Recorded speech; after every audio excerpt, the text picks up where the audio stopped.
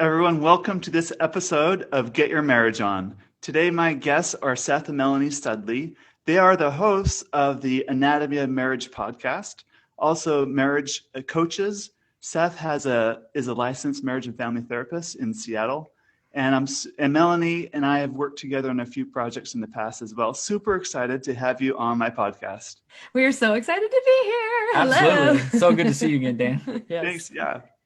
I'm really fascinated about your story of how you started Anatomy of Marriage and can you tell me your origin story? Because I know it's not like it has a crazy story. I want to hear it. Right. Yeah, Yeah. absolutely. So it all started, let's see, we had been married, I think maybe 3 or 4 years, hmm and we met, got together, and Seth started his degree, getting Right. his master's at Seattle Pacific University. So we were in it, we had little kiddos, and things were going great. We were married, no big deal, everything's awesome. And then one day, just out of the blue, I'm holding our 2-week-old baby. Our 1-year old is sleeping in his crib. And Seth came up to me and he was like, I have to tell you something. And I'm like, okay, what, And he got down on one knee and he was like sweaty and weird. And I'm like, what's he going to tell Will you me? marry me? No, Okay. no. But what he That said wasn't was, it. he's like, I've been lying to you. I've been looking at pornography. Like, I know I shouldn't do this, blah, blah, blah. And he did the right thing. He told me. I Mhm. didn't find him. That wasn't whatever. He told me, but I did the wrong thing. I lost my mind. Mhm. I threw the remote at him. Like, I went crazy. Mind you, I had just had a baby. So that was Mhm. not an ideal time to Now, confess now let things. me just interject there. So there was a lot of things that we hadn't discussed in our Right, marriage, like right. family of origin, how we do things, what kind of husband did I want to be? What kind of wife Hmm. did she want to be? We were very, very immature, right? Right, right. So when Melanie's like, "Oh," and threw the remote, it wasn't that, and it wasn't that confession or whatever you want Right, to call it that just ruined everything. There right, were so many things that were just not talked about, and just so many things that weren't right. talked about up until that moment. Yeah. And this was like the little snowflake that caused the whole avalanche of stuff that we Hmm. needed to talk about. Right. And so that was So really keep like, on going with the right. story, And sir. so through that, that ended up being the worst, just the worst season of our marriage. We fought all the time. I wanted a divorce. I told Seth every day I wanted a divorce. At one point, I actually gave him a black eye. Like, it was bad. Mhm. But we decided through lots of like prayer and working through it and therapy and all these things, we're like, no, we want to stay together. And so we worked so hard, although like a bunch of our friends thought we were going to get divorced. Right. We didn't know that until later. But once we got through the hardest part, we kind of turned around and we went, how do we do that? Because we felt like we really struggled to find resources that were helpful, truthful, that actually made any difference in our marriage. Like, you read a book and Mhm. it doesn't make a difference. What's the point of reading it, right? Mhm. So when we turned and looked back at our journey, we went, we need to make that something. We need to turn that crazy mess into something that helps other people. So that's how our podcast was born, was through slogging it out through the mud and being Mhm. like, this is how change actually works. This is what you actually have to do to heal your marriage. So Yeah, yeah. and that was a very truncated version of the whole Right, thing. Like, this right. was a year and a half, 2 year long process of just destroying everything down, burning it to the ground, Mhm. unlearning a lot of stuff, and then rebuilding, not only on the marriage, but Right. rebuilding Ourselves. ourselves, right? Like, if I always say this to our coaching clients and therapy clients, if I want to give you $2, it doesn't matter how bad I want to give that to you. If I only have $1 in my pocket, I'm not capable Right. of doing that action, right? So, Mhm. in order for us to have a good marriage, we had to get right with ourselves first. Mhm. And what did that look like? We needed to grow up. We Right. needed to mature. We need to get out of ego and more into spirit and service to one another, Mhm. and really figure ourselves out and understand that, okay, Melanie, so I need to be happy, differentiated, calm, independent, no matter what Melanie does or doesn't do, Right. right? And then when you Right. get two people together like that, okay, then you can build something really Right. cool. And we knew that we had to just share this with listeners all Right. around the world, because our mess turned into our message. Mhm. And we're like, okay, let's Brene Brown this. Let's be Right. super vulnerable Right. and put it all out there. Right. And here we are Yeah, today. and we created the show that we wish we had had. That's Right. basically all we did. Was it, what did we wish we had had? Okay, let's make that. Right. So yeah, that's the story. Can you share with me maybe 2 or 3 specific tools that helped you during that that ugly year and a half to 2 years that helped kind of rebuild everything? Yeah, absolutely. Can I share one first? Well, yeah, go ahead. So the first tool that I think was really helpful that Seth sort of, I don't know if like divine intervention, what happened here, but it was, and even if you're not like a religious or spiritual person, you can do this, and it was so helpful. So he started doing what he called prayer alarms. And this was when I was like legit the most angry at him. I was saying every day, I want a divorce. I hate your guts, like all this stuff. And he just set an alarm in his phone 5 times a day. He would either, if we were like home together, the alarm would go off, we would pray, and that was it. And then his alarm would go off at like, well, we'd pray when we woke up, and then he'd call me at like 9 o'clock, at lunchtime, 3 o'clock, and then at bed. And he would just 6 o'clock, and then at bed too. And so like sometimes he would call me. I literally would not even say hello. I was so angry at him. He would just see that I picked up, and he would pray, and then he would say bye, and I wouldn't. Just hang up. I was so mean. So one of the things that were most helpful in that is like, okay, I resolve to not get divorced. I want to work through this, right? Because I knew what I wanted for myself, for Melanie to some degree, and then of course for our children, right? So I was able to detach from the very current situation and see the bigger picture. Thankfully, thank God, right? And that's resolved to say, okay, I'm going to do this no matter what. It was just like a switch in my brain, just went off. And no matter what she did or didn't do, I was very resolved to do that, to take the lead on that. And that had so many benefits for me. Is like, okay, I'm going to do what I said I was going to do and follow through with it. And then that for her said, okay, this guy's serious. We're rebuilding trust.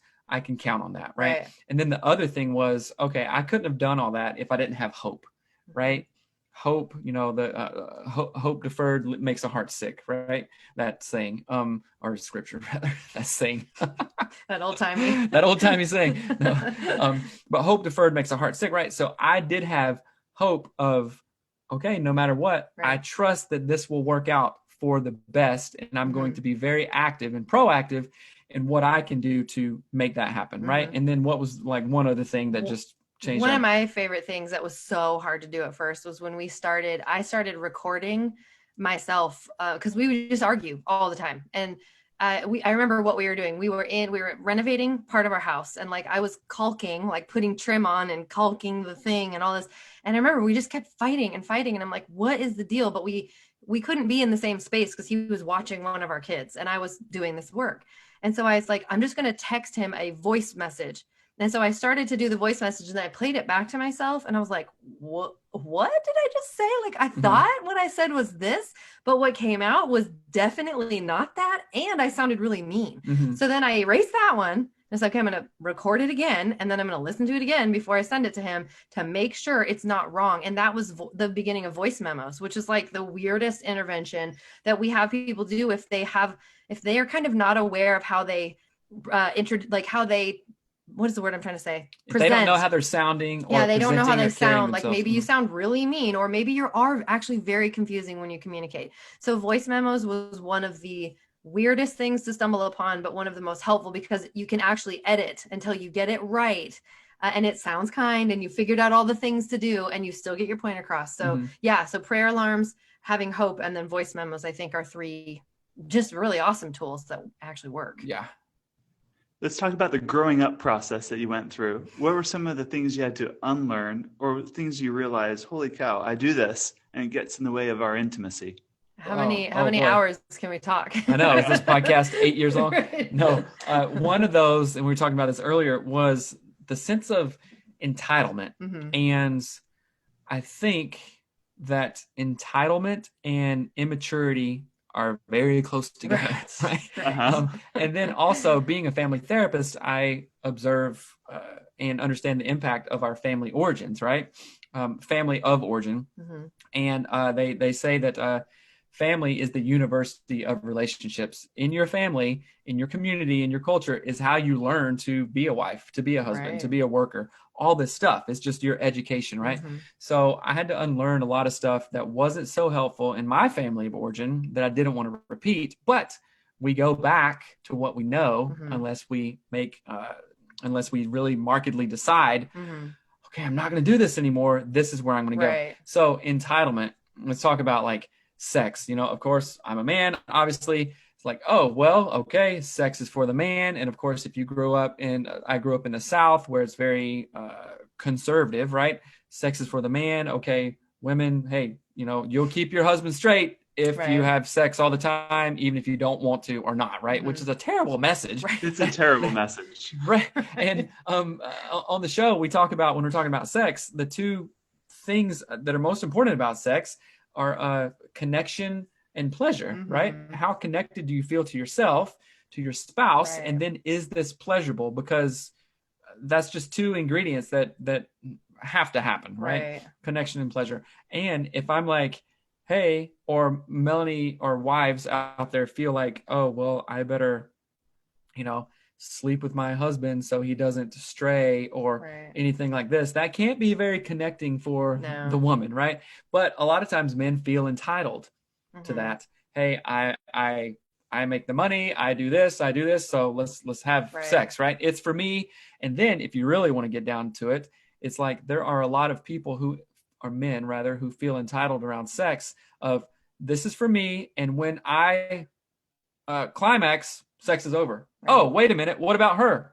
You know what I'm saying? She's just laying there or whatever. That doesn't do connection and pleasure. I hope we can talk about that. I think we can. So I think we can. So that is one thing around entitlement that I really feel men should unlearn. Right. And what about you? I was literally just talking to a client about this today and sort of reliving my experience with when we were younger, and the entitlement that I felt was that I could treat Seth any way I wanted, and he would always want to like protect me. Like I could be mean and rude, but I will always be like a princess in his eyes, which is so weird. But so many women think like we put this standard on our husbands. You're going to be kind to me. You're going to pay for everything. You're going to work all these hours. You're going to be a great dad.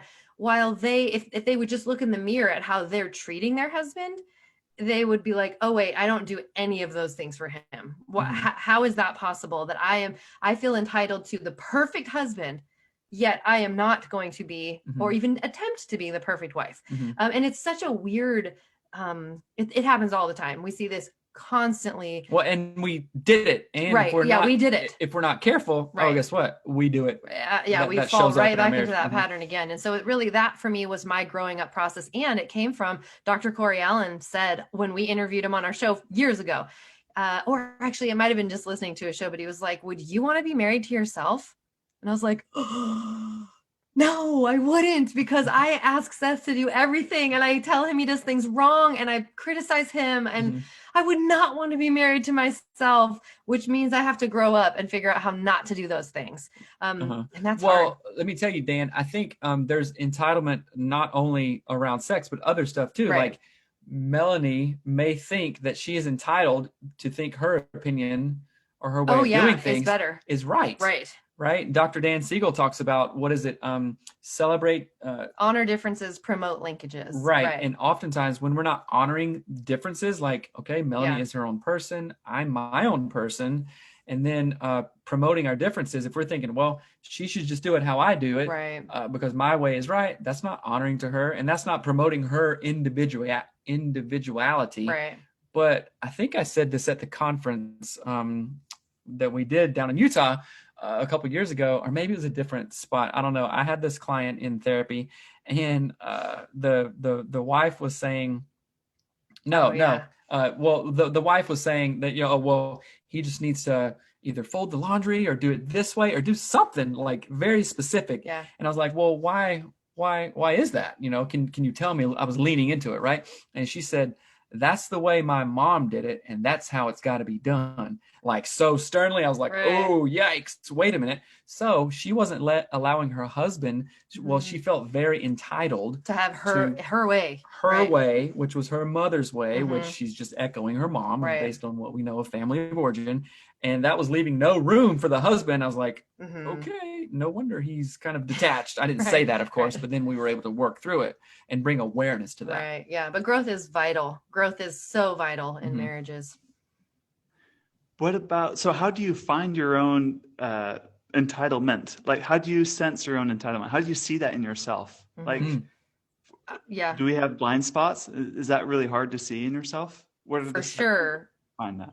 Yeah, I think we all have blind spots, and I think it starts with listening. What is your partner actually saying to you? And sometimes the things our partner says to us will trigger us and we'll feel really defensive, and it's typically the things that we defend that are our blind spots. If that makes sense. Our Like entitlements. our entitlements, right? the areas where we need to grow. There's clues in why we feel the way we feel about them.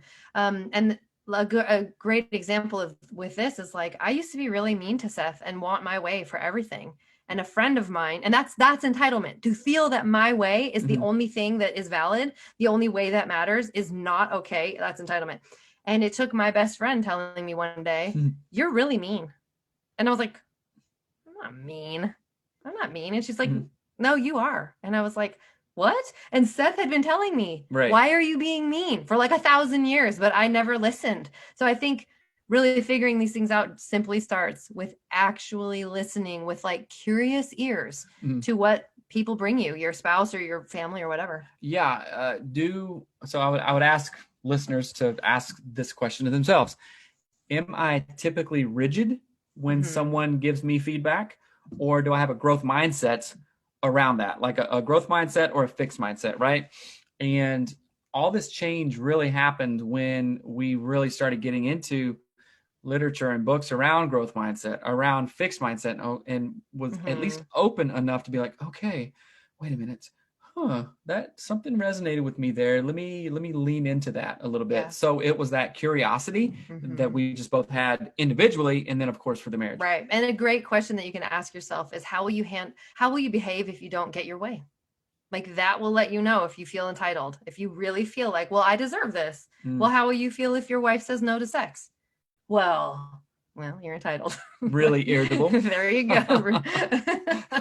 That was funny. Well, no, that's real. Right. Like, getting, I don't want to say getting turned down, but like, Right. okay, if someone's in the mood for sex and they're like, yeah, no, not really, then that's like, dang it, yeah, kind of thing. And some of us have to go, all right, well, yeah, okay, that's legit. Right. But of course, if that happens over and over and over, then there's a larger issue that you need to talk about. I just forgot my question. Oh no. Sorry. Just a second. It'll come.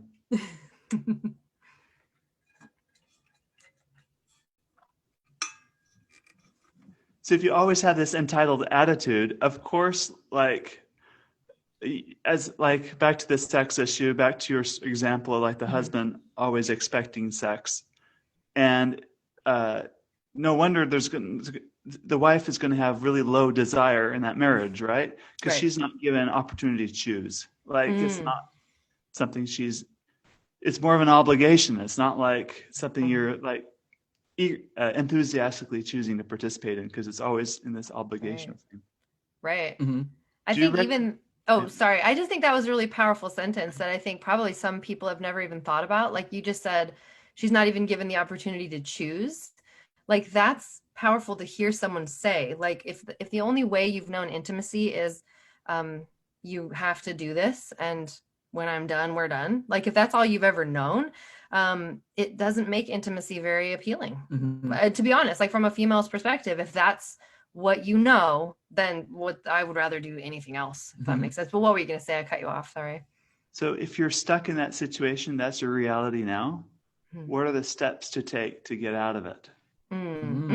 I would say one of the good. first steps, and this is for the women primarily, is that, and this takes a lot of awareness. Like, if you're not if you don't have body awareness, if that's not something you grew up with, like I grew up in a Catholic home where you didn't see bodies, you didn't talk about it. We didn't really swim that much because it's freezing where we live. So like, bodies were shameful, sex was bad, don't talk about it, right? Or make fun of it. That's like all I knew. So as I became a wife and was intimate with Seth, like I sort of didn't have a sense of my own body. And I didn't know that like there are different, I will say the word types, but I mean energies around intimacy. Like sometimes you want to be crazy. Sometimes you want to be like gentle. Sometimes and none of this is inappropriate. So I want to like if people are feeling like, I can't believe she's saying that, none of it's inappropriate.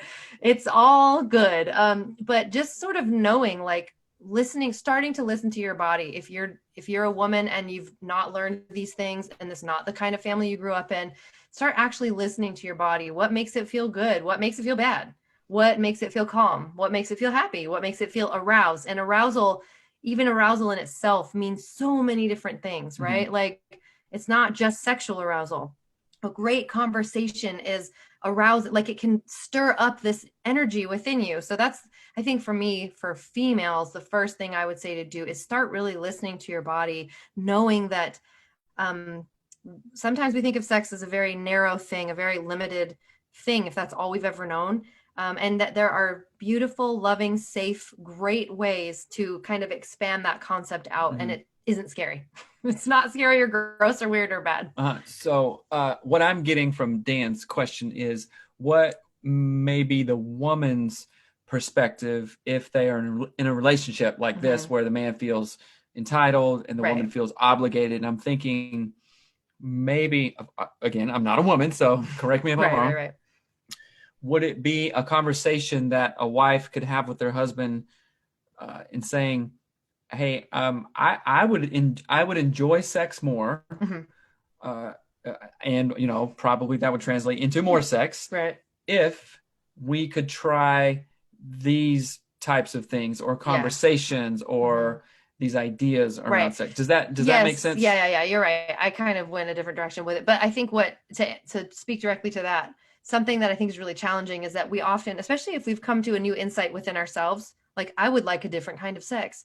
It's so scary that sometimes we present it as almost like an attack. Like, well, you never do this, so I can't do that. Like it's like I'm going to jab first so that I don't get hurt. Like right. I'm trying to request something, but I'm going to blame you, and hopefully you'll figure it out and then give me the thing I want.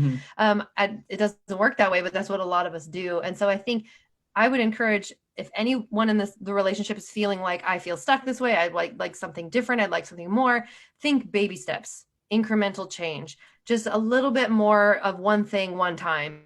And then the next time, just a little bit more, whatever that is, tiny conversations, things that especially don't have these conversations right before you think you're going to have sex. Like that's not going to be great mm-hmm. unless they make you in the mood for sex, but mostly they would make you fight. But I would say like have these little sort of invitation conversations with your spouse and be like, hey, what would it look like if we did this? I think that would be kind of fun. Mm-hmm. Leave it at that and walk somewhere else. Like just don't make it a big battle. That's one of the hardest things that people do. If something is touchy like that, they just like explode and fight, and then it's bad. Right. If that makes sense. I hope that answered your question. Yeah. So don't tie an outcome to what you're trying to mm-hmm. present. Because if you're expecting a certain outcome because you said something, mm-hmm. then you're going to be a lot more like charged about that thing. So you kind of got to disconnect that. Okay. Now let's say you're the entitled husband, like my friend is. That's an euphemism for myself. Right. And you realize that, holy cow, I've been so entitled when it comes to sex. Mm-hmm. How do you break out of that cycle, that mental cycle? Because it really is a cycle. Yeah. It's like a this thought is a chain to that thought. So how do you break that? Mm-hmm. So we talk about Dr. John and Julie Gottman, right? The marriage pros, and they've written a ton of books, and a lot of people know about them. And we've seen them in person a couple times up in Seattle. And he's super funny. And he said this one thing that really hit me. And he was talking about sex and sexuality within a married couple. And somebody asked a question in the crowd, and he just looked at them and said, I never want to have sex with a person that doesn't want to have sex. Right. And I guess that checked my kind of entitlement meter a little bit. And because I'd never thought of it that way. Yeah. And I was like, oh, wait, you mean I'm making my wife have sex with me and she doesn't want to? It's like, literally, it's like getting a fork full of broccoli or something like that and saying, here, eat this, and just like putting on her face or something like that. And I would not want that done to me. Mm-hmm. So that really shifted my mind. So I'll ask the dudes. Basically, I'm asking myself and you, Dan, And your friends. and all my Your friends, right? Do I want to have sex with someone who doesn't want to have sex? Right. And it's like, oh my gosh, I'm making them do this because I feel entitled and I just want to like get to orgasm and go to sleep. Oh, that's kind of gross. Right. You know what I'm saying? And then of course, hopefully most husbands have empathy and compassion for their wives. And I don't want to make or force Melanie to do something. It's like a vacation. Like, okay, say that I want to go to Florida and she hates the hot weather. She hates mosquitoes. She'll be miserable when we're there. But I'm saying, you know what? I'm paying for it. Mm-hmm. You don't have to do anything. So that's where we're going. Oh, you're not going to have fun. Right. You're not going to enjoy it. And if she's not enjoying the vacation, like when we're on the beach or something, I'm like, hey, come in the waves with me. She's like, I'm not having fun. I don't want to. Right. How much fun am I going to have? Right. So then I'm not. So I have to, unless I'm just completely checked out and super selfish. Right. But hopefully most husbands aren't like that. So I want to change my mind around sex and our sexuality to be like, okay, I'm sorry for, having sex when you didn't want to, basically. And then how can I make this more connecting and more pleasurable for both of us? And then, of course, you take the steps to do that. You break the cycle, like you said, and do something different and go, oh, wait a minute. Wow, sex is different this time. Yeah. Okay. And guess what? We're having more of it too. Right. That's the one thing I was going to say is I wish people like entitled spouses like that who think, well, I'll just get my way. I'll just have sex, blah, blah, blah. Like they actually don't understand that entitlement is blocking them from basically the most amazing sex they'll ever have. Because they're not truly kind of uniting. And this sounds so weird, like crazy out there to say, but like when you start to have really actual relational intimacy as well as physical intimacy and emotional intimacy, when you start to like wrap it all together, the experience is not anything just like physical sex. It's way better. So entitlement stops you, like literally stops you from having mind-blowing sex. So you should just probably stop doing that. If your friend would like mind-blowing sex, I'm just kidding. Right. Well, let's finish on this topic. So you decide, hey, I'm going to stop, pestering you for sex because it's the sex we've been having is bad sex. So, but you don't want to stop pursuing your wife. So instead, I think the solution is you seduce your spouse. And that's like the positive side of the thing, right? Seth and Melanie, can you talk about seducing your spouse? I like that idea a lot. Yeah, that's funny. And of course, seducing, that sounds like, some, like movie that, I found when I was like 16 on HBO at midnight or something like that, like, seduction, kind of thing. That's not what he means. I know that. That's what I'm saying. Well, so I don't know. It might include that, but okay. Yeah, it could. But after talking to a zillion wives and couples, sometimes seduction looks like emptying the dishwasher. Right. You know what I'm saying? In that way. Seth can seduce me by just doing chores methodically throughout the whole house. Yeah, to some degree. But what if I change that whole notion and like, okay, yeah, that becomes part of my routine. Just, okay, we're working as a team in that. And then being flirty, like paying attention, being attuned to what I know she likes. What are her accelerators? Emily Nagoski, in her great book, Come As You Are, talks about accelerators and brakes. And sometimes it's just not like we have to do all this crazy foreplay or accelerators. Sometimes we just need to do things that take the brakes off. Right? So that can be a form of seduction. Being attuned to you, listening to you in any way. And I think for ladies, a lot of times women, not all women, but some women really struggle to sort of be in their body. And one of the most amazing things that I realized, and we didn't even talk about this, but I came to this realization a few years back where I was like, I don't have bad sex. Like I don't have sex if it's not going to be great, which means we've got to make it great. That's not just Seth's responsibility. It's also mine. we happen to share our sex life. But in that idea of I don't have bad sex, that means I've got to do something. Like, what if I actually, like, in my mind, I'm like, sex would probably be a good thing to have, but my body is like, I don't care.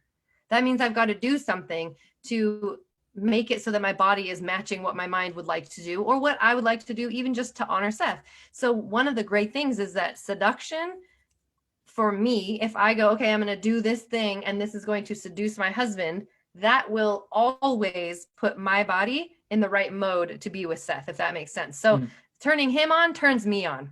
That's about the plainest way I can say it. So if I know, even knowing, like, okay, here's my plan at, Wednesday night, that's our schedule, whatever. Like, even if I know that can get me in the mood to seduce him, which then essentially seduces myself, if that makes sense.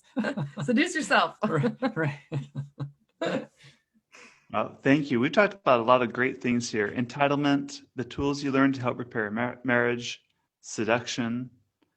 Any last thoughts or tips you want to share with our listeners about strengthening your marriage?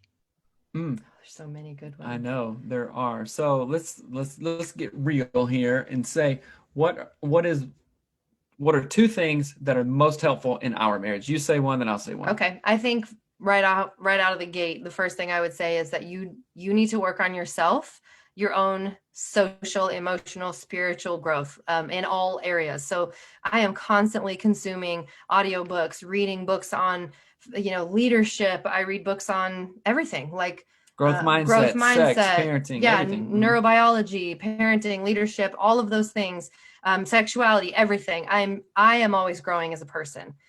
So in order for me to improve my marriage, I need to understand that marriages are dynamic, just like people are. Marriages grow and change just like people do. As our kids get older, our marriage changes. And if I stay stagnant, if I stay like a 23-year-old, I'm going to have a really hard time parenting a 17-year-old, So I would say the most transformative thing that I could do is to constantly be learning. Like, stop watching garbage TV and start listening to audiobooks and watching documentaries about, how the mind works and all of that. That's my go-to. So you can't steal it. I'm not, but I'm gonna win the contest and do two of them. So oh, dang it. I thought of it. No. So one is over communication. That's a good and one. I mean, there's a million of them, but the two that came to mind is over communication, and that is saying over communication and not assuming things. So usually on the weekends when things are kind of slow, and periodically during the week, Melanie and I ask each other, hey, what are your expectations for the rest of the day?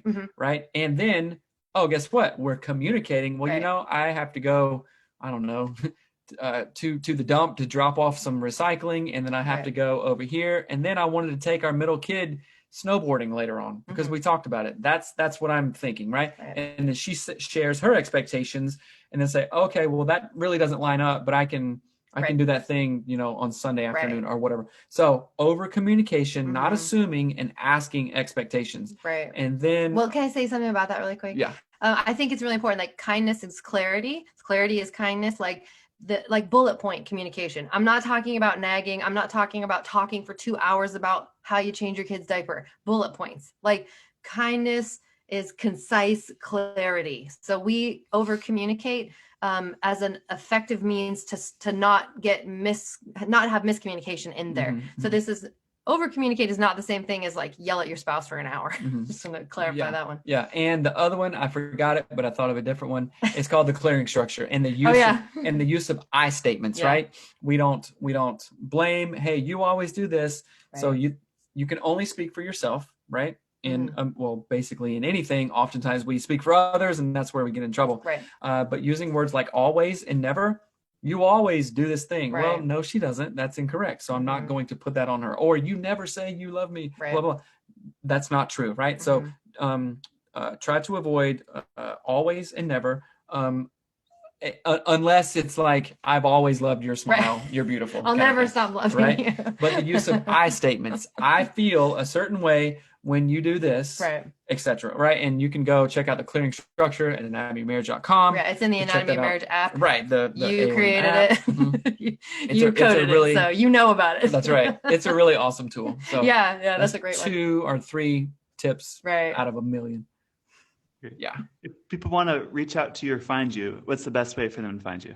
Aha. So if they have questions, you can email us at hello@anatomyofmarriage.com or go to anatomyofmarriage.com. Of course, the same handle on Instagram. And one thing we do want to talk about is the power of coaching. Melanie and I do high performance marriage coaching for couples who feel like they've been stuck in the same thing forever, but they have a sense of a growth mindset. They know there's more out there and they really want to step up. When we hired a coach, I don't know, a couple of years ago, it just like, boom, blew up our world in a very good way. And we currently have a coach right now, and it's not marriage therapy, although I can do that. I'm a licensed therapist. It's marriage coaching, right? We point out, hey, where are you getting stuck? What's this?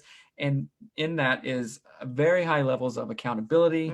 We're in your corner. We've been through a lot of stuff, so we probably can relate to you. And that's one thing that we really, really love. So you can also email any questions about that at coaching@anatomyofmarriage.com. Yeah, we're all over anatomyofmarriage.com. Yeah. That's awesome. You two are an awesome couple. Thanks for being here. Thank you. Thanks. Thank you so much for having me. Or me. That Nice was try. funny.